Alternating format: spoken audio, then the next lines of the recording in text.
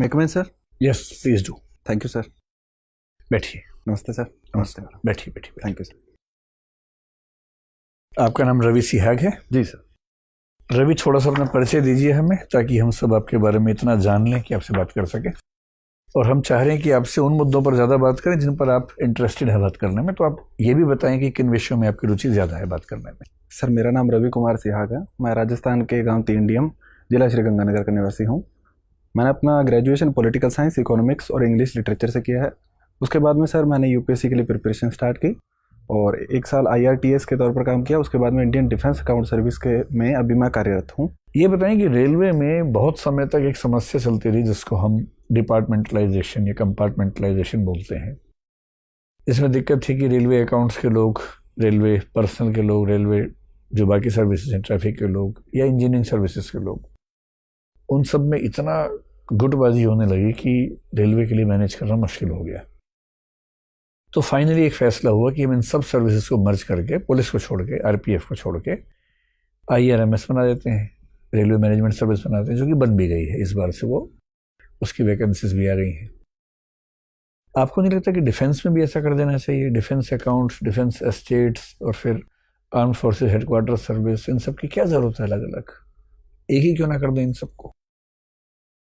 मतलब जो non battle field services हैं, जो बैटल फील्ड की हैं वो तो अलग है, लेकिन जो बैटल फील्ड में लोग नहीं जाने वाले हैं, जिनको सिविलियंस आपकी मतलब लैंग्वेज में सामान्यतः कह देते हैं, उन सर्विसेज को अलग अलग रखने का क्या प्रयोजन हो सकता है? सर, इसके कुछ प्रयोजन जो बताए जाते हैं वो पहला ये है कि डिफेंस एक बहुत बड़ा सेक्टर है। रेलवे भी बड़ा सेक्टर था, लेकिन रेलवे का बजट पिछले कुछ दशकों से क्रमिक रूप से घटा है। तो इस वजह से रेलवे की सर्विस का मर्जिंग किया गया था, क्योंकि सर रेलवे के बोर्ड में सर्विसेज को लेकर काफ़ी टकराहट रहती थी। तो प्रतिभा के आधार पर बोर्ड में चयन नहीं हो पाता था। 1905 से जो बोर्ड चल रहा था उसमें सुधार अपरिहार्य हो गए थे। डिफेंस के स्तर पर सर ये बातचीत चल रही है कि डिफेंस की सर्विसेज को मर्जिंग किया जाए। उसमें एक मुख्य मुद्दा है कि जो अकाउंटिंग सर्विसेज है उनको मर्ज करने का मुद्दा भी शामिल है। उसके अलावा जो स्टेट सर्विस है उसमें भी डिफेंस पर्सोनल्स का कहना है कि उसमें जो डिसीजन लेने की पावर है वो आर्मी पर्सोनल्स को दी जाए, ताकि जो निर्णय हैं वो त्वरित रूप से लिए जाए। सर, इसके आगे जो भी संभावनाएं हैं वो आगे देखनी पड़ेगी कि किस प्रकार। तो आपकी राय में Indian defence account service, Indian civil account service, Indian railway account service, इन सब को मर्ज कर दें और ऑडिट अकाउंट्स को भी शायद इनके सबके साथ मर्ज कर दें, वो ज़्यादा अच्छा उपाय है, या डिफेंस की सर्विसेज को आपस में मर्ज करना बेहतर है? क्योंकि इसका भी लॉजिक समझ नहीं आता। जब सिविल अकाउंट्स है ही आपके पास, उसी कुछ लोग रेलवे में चले जाएं, उसी कुछ लोग डिफेंस में चले जाएं। जब बाकी सारी मिनिस्ट्रीज में सिविल अकाउंट्स के लोग जा सकते हैं, तो इन 2 मिनिस्ट्रीज में ही ऐसा क्या है कि वहाँ अलग सर्विस चाहिए? सर, जहाँ तक अकाउंटिंग सर्विसेज को मर्जिंग करने की बात है, वो मर्जिंग हो सकती है, लेकिन कुछ व्यावहारिक समाधान इसके लिए करने होंगे। जैसे कि सर डिफेंस में जो कोड हेड्स हैं वो बहुत अधिक हैं। इसमें 2 प्रकार के मैनुअल्स हैं, उसमें कोड हेड की संख्या हज़ारों में है। ठीक है। और सिविल अकाउंट्स में कोड हेड कम इस्तेमाल किए जाते हैं। वो तो मर्ज हो जाएंगे आपस में। सर, उसको PFMS के साथ इंटीग्रेट करना इसलिए भी मुश्किल है क्योंकि राष्ट्रीय सुरक्षा का मुद्दा है। और उसमें सर ऑनलाइन करने में डिफेंस सर्विसेज की ओर से कुछ आपत्तियां जताई गई है कि इसको ऑनलाइन करेंगे तो साइबर सिक्योरिटी के फ्रॉड्स हैं, वो जो थ्रेट हैं वो इसमें दिखाई दे सकते हैं। तो अभी डिफेंस अकाउंट्स में आप साइबर लेवल में बिल्कुल नहीं जाते हैं? सर कुछ पेपर पे होता है? सर काफ़ी हद तक अभी पेपर पे काम चल रहा है, लेकिन अभी जो हैदराबाद में इंडियन जो टेक्नोलॉजी सेंटर है वहाँ पर उन्होंने एक प्रबल विकसित करने की ओर बढ़ रहे हैं। आर्म्ड फोर्सेस की तरफ से इसमें सहमति जताई गई है, उस पर अभी काम चल रहा है। उसके अलावा सर पेंशन के स्तर पर डिजिटलाइज किया गया स्पष्ट प्लेटफॉर्म है, और अकाउंटिंग स्तर पर ट्यूली प्लेटफॉर्म पे अभी काम चल रहा है। ठीक है। रवि जी सर। आप अर्थशास्त्र के छात्र रहे हैं। मेरा एक प्रश्न है, अगर एक फिल्म निर्माता अपनी मूवी को YouTube पे अपलोड कर दे तो उसके अलावा किन किन क्षेत्रों को आर्थिक नुकसान पहुंचेगा? सर कई प्रकार के क्षेत्र हैं जो मैं सोच पा रहा हूँ। पहला कि सर जो सिनेमा की जो कंस्ट्रक्शन इंडस्ट्री है उसको नुकसान होगा। दूसरा सर जो मॉल में काम करते हैं, सिनेमा के आसपास जो लोग काम करते हैं उनको नुकसान होगा।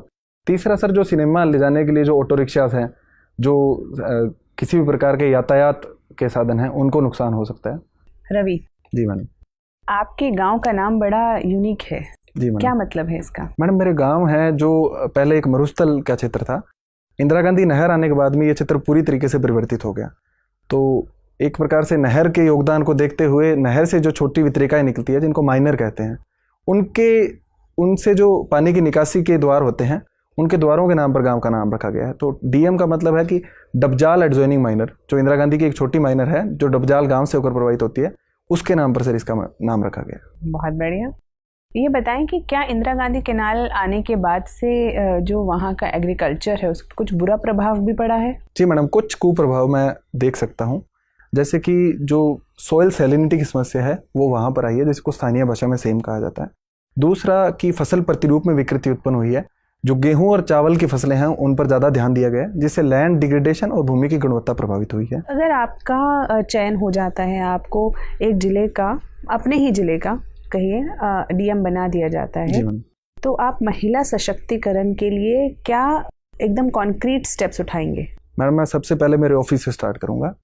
मेरे ऑफिस के अंदर जितनी भी महिलाएं काम कर रही हैं मैं उनको प्रोत्साहित करूंगा और एक समिति बनाऊंगा जिसमें महिला सदस्यों को रखकर इस कार्य के लिए एक योजना तैयार करूंगा। उसके बाद में मैडम मैं जितने भी एसडीएम और बीडीओ हैं उनके स्तर पर एक मीटिंग लूँगा और उन्हें अपनी योजना के बारे में बताऊंगा। सबसे महत्वपूर्ण काम मैडम मैं जो करूँगा वो ग्राम सभा के स्तर पर करूँगा। ये देखा जाता है कि ग्राम सभा की मीटिंग्स गाँवों के स्तर पर बहुत कम मात्रा में होती है। मैं खुद वहाँ पर कुछ गाँवों का दौरा करूँगा और कुछ गाँवों का वीडियो कॉन्फ्रेंसिंग के जरिए वहाँ पर वैल्यूएबल इनपुट लूँगा और वहाँ पर जो सरकार की योजनाएं हैं और जो कार्यक्रम हैं उनको इम्प्लीमेंट करूँगा। दूसरा, महिला साक्षरता के स्तर पर मैं जो भी सरकारी योजनाएं हैं उनके अच्छे से इम्प्लीमेंट के लिए एक प्रगति रिपोर्ट भी मंगवाऊंगा। तीसरा, जो विमेन का हेल्थ है उसमें जो ग्राउंड लेवल के कार्यकर्ता हैं, जैसे आशा कार्यकर्ता है, एएनएम कार्यकर्ता है, उनको एक प्रकार से प्राइज की व्यवस्था करके उनको अच्छे काम के लिए प्रोत्साहित करूँगा, जिससे ये काम अच्छे से कर पाऊँ। Thank you ma'am. Ravi Kumar ji, आप राजस्थान से आते हैं जी तो मुझे बताइए, राजस्थान को रंगीला राजस्थान क्यों कहते हैं? मैडम, राजस्थान के बारे में कहा जाता है कि प्रकृति ने यहाँ पर भूरे रंग के अलावा कुछ भी नहीं दिया। तो राजस्थान वासियों ने इस चुनौती का सामना रंग बिरंगे चित्रों के द्वारा किया है। वहाँ की लोक कला, लोक संस्कृति, लोक चित्र, इस सभी में चटकीले रंगों का प्रयोग अधिक मिलता है, तो इसलिए राजस्थान को रंगीला राजस्थान कहते हैं। अच्छा, जेंडर कलर पेयरिंग के बारे में सुना है आपने? माफ कीजिए मैडम, इस अच्छा, शब्द से मैं परिचित नहीं हूँ। आपने पिंक फॉर गर्ल्स और ब्लू फॉर बॉयज इसके बारे में सुना है? क्यों है ऐसा? गुलाबी रंग महिलाओं के लिए और नीला रंग पुरुषों के लिए, क्या कारण हो सकता है इसके पीछे? मैम, एक कारण मैं ये सोच पा रहा हूँ कि गुलाबी रंग है वो हल्का रंग है, लाइट रंग है और शांति का प्रतीक इसको माना जाता है, और नीला रंग है वो चटकीला रंग है, थोड़ा भड़काऊ रंग है, और पुरुषों को जनरली थोड़ा अधिक साहसी, क्रोधी आदि उपाधियों से सुसज्जित किया जाता है। तो एक ये कारण मैडम मैं सोच पा रहा हूँ। अच्छा, तो अगर आपको एक कलर चुनने को कहा जाए जिसमें दोनों के गुण आ जाएं, तो आप कौन से रंग को चुनेंगे जो महिलाओं और पुरुषों दोनों के गुणों को समाहित करे अपने अंदर? कोई एक कलर? सफ़ेद रंग मैं चुनूंगा, मेरा पसंदीदा रंग भी है। अच्छा, ठीक है। ये बताइए, अगर कोई व्यक्ति 2 पैरों से भागता है, यानी कि मनुष्य, और जानवर जो 4 पैरों से भागता है, दोनों में से ज़्यादा तेज कौन भागेगा? मैडम, ये बॉडी साइज पे और आकारिकी पे ज़्यादा निर्भर करेगा। हाँ, कि कुछ जानवरों में 4 पैर होते हैं लेकिन फिर भी हम उनसे तेज भाग सकते हैं, और कुछ जानवरों में 4 पैर होते हैं जैसे कि घोड़ा, वो हमसे तेज भाग सकता है। तो शायद शरीर की जो आकार है, आकारिकी है, उस पर अधिक निर्भर करेगा। उस पर अधिक निर्भर करेगा। ठीक है। आपको स्मॉल फार्मिंग एक्सपेरिमेंट्स करना पसंद है? जी सर। तो किस तरीके के एक्सपेरिमेंट करते हैं आप? सर, कई स्तरों पर एक्सपेरिमेंट्स करता हूँ। जैसे कोई एक बताइए। सर, एक के स्तर पर जो अभी रिसेंटली हमने सर ऑर्गेनिक जो गेहूं है उसका उत्पादन शुरू किया। अच्छा, ऑर्गेनिक की बात की जाए तो भारत के पड़ोसी देश में भी ऐसा एक एक्सपेरिमेंट हुआ जो कि बहुत ही घातक साबित हुआ है। जी सर। कौन सा देश है वो? सर, श्रीलंका में ऐसा हुआ है। तो श्रीलंका में जो इकोनॉमिक क्राइसिस चल रही है उसके अगर 2-3 मूल कारण बताने हो तो कौन से कारण है? सर, पहला तो कोविड-19 जो बीमारी है उसकी वजह से वहाँ का जो एक मुख्यतः टूरिज्म ड्रिवन इकोनॉमी है उसको नुकसान हुआ है। दूसरा सर, जो एग्रीकल्चर में उनके द्वारा डिसीजन दिए थे कि कोई भी कृत्रिम फर्टिलाइजर या ऑर्गेनिक फार्मिंग पे शिफ्ट कर लिया था उन्होंने। जी सर। फिर उसको वापस ले लिया गया। जी सर।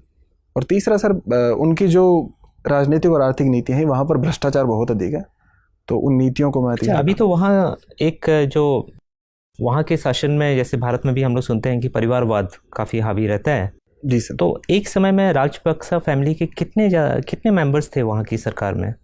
अभी तो उन्होंने रिजाइन कर दिया कई मेंबर्स ने, लेकिन जब सारे थे तो कितने मेंबर्स थे? सर, बताया जाता है कि 40 से अधिक परिवार है वो सरकार के विभिन्न पदों पर कार्यरत। ठीक है रवि, आपसे बात करके बहुत अच्छा लगा, अब जा सकते हैं। Thank you sir. Thank you madam. मैं एक मिनट सर। आइए। Thank you sir. बैठिए। Thank you sir. कैसा अनुभव रहा? सर अच्छा अनुभव था। ठीक है, अब कुछ कहने को बचा नहीं है, कहने सुनने को बचा नहीं है। जी सर। तैयारी तुम्हारी बहुत शानदार है, बाकी सिटिंग वीटिंग ठीक है, ड्रेस तो आपकी शानदार है, बहुत ही बढ़िया ड्रेस है, कहीं कुछ कहने की बात ही नहीं है। और शुरू में पहले 2-3 मिनट में 2 शब्दों का उच्चारण गलत हुआ था। जी सर। अब तब सवाल मैं ही पूछ रहा था, मैं लिख नहीं पाया, तो बाद में मुझे एक तो याद आ गया, आप बाकी रिकॉर्डिंग में देखना। जी सर। एक तो प्रोस्पेक्ट्स बोलना था, प्रोस्पेक्टस आपने बोला था। जी सर। तो वो थोड़ा सा ध्यान रखना। ठीक है। एक हिंदी का शब्द था, अब मैं वो मिस कर रहा हूँ, वीडियो देख के आपको समझ में आएगा। मुझे भी लगा था, बट मैं खुद बोल रहा हूँ सर की क्या। देखो, एक तो उच्चारण की गलतियां क्या हैं, जो रीजनल टच होता है उसको हम गलती नहीं मानते। जी सर। जैसे एक शब्द था परिपक्व, अब वो राजस्थान का व्यक्ति जब बोलता है परिपक्व ऐसे कुछ बोलता है, वो तो रीजनल टच है, उसमें कोई दिक्कत नहीं है।